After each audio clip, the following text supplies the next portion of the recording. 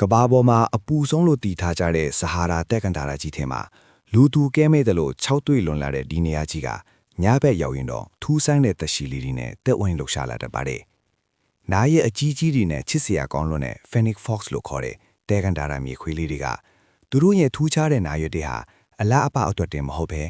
ခနာကိုယ်တွေကအပူတွေကိုပြန်ထုတ်ပေးဖို့နဲ့တဲအောက်ကသားကောင်တွေရဲ့အတန်ကိုနားထောင်ဖို့အတွက်အဓိကအသုံးဝင်တာပါ။နေဖယ်မှာတော့ကန်တာရဲ့ပြင်းထန်တဲ့အပူတန်းကိုရှောင်ရှားဖို့မြေအောက်တွင်ထဲမှာပဲအောင်းနေတတ်ကြပြီးနေဝင်သွားလို့အပူချိန်30ဒီဂရီလောက်အထိထိုးကျသွားတဲ့အခါမှာပဲအပြင်ကိုထွက်လာကြတာဖြစ်ပါတယ်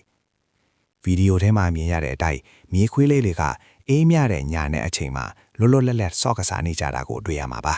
။ဒီမြေခွေးလေးတွေထဲမှာဟုတ်ပါဘူးအသားအရည်စူပြေဖို့လိုအပ်တဲ့ဖားပြုတ်တွေရေဓာတ်ကိုအသေးအလဲထိန်းသိမ်းရတဲ့ကင်းမီကောက်တွေနဲ့တခြားသောတဲခန္ဓာလာနေထထဝါလေးတွေကလည်းဒီအချိန်ကြမှာလည်းအစာရှာထွက်ဖို့အခွင့်အရေးရကြတာပါမြင်ရတဲ့မြင်ကွင်းလေးကအေးချမ်းပြီးမြဲသူတို့လေးတွေရဲ့အသက်ရှင်သန်မှုကတော့စက္ကန့်နဲ့အများရုန်းခန့်နေရတာပါအစိုးရနေပါလို့နဲ့ဒီနေရာမှာအစာနဲ့ရေကိုရှာဖွေရတာကသူတို့အတွက်တော့နေစဉ်ရင်ဆိုင်နေရတဲ့စိန်ခေါ်မှုကြီးတစ်ခုပါဒီတတဝါလေးတွေစီကသင်ခန်းစာယူစရာတစ်ခုရှိတာကတော့ဘဝမှာကိုယ့်အတွက်အခြေအနေမပေးတဲ့အချိန်မျိုးမှာခဏတာငြိမ်သက်ပြီးအခွင့်အရေးကိုစောင့်ဆိုင်တတ်ဖို့ပါပဲအပူရှင်ပြင်းတဲ့နေခင်းဘက်မှာအောင်းနေပြီးအေးမြတဲ့ညဘက်မှာမှစွမ်းဆောင်ရေးထုတ်ပြတဲ့အတွက်သူတို့လေးတွေလိုပဲကျွန်တော်တို့လည်းအစင်မပြေမှုတွေကြားမှာကိုယ့်အတွက်အကောင်းဆုံးဖြစ်မဲ့အချိန်ကိုစိတ်ရှိလက်ရှိစောင့်ဆိုင်တတ်ဖို့လိုအပ်ပါတယ်